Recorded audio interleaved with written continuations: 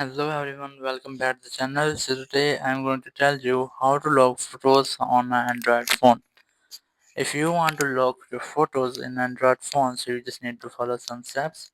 First, open Files app in your phone. Just open it, and here you will get an option of Save Folder. Tab on it, and here you have to draw a new pattern.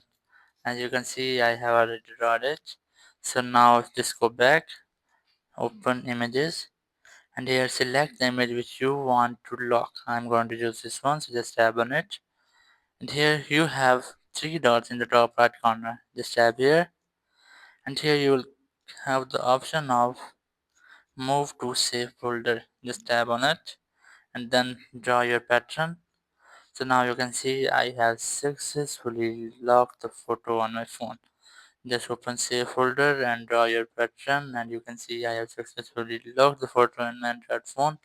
Thank you very much for watching the video. Until the next video, bye bye.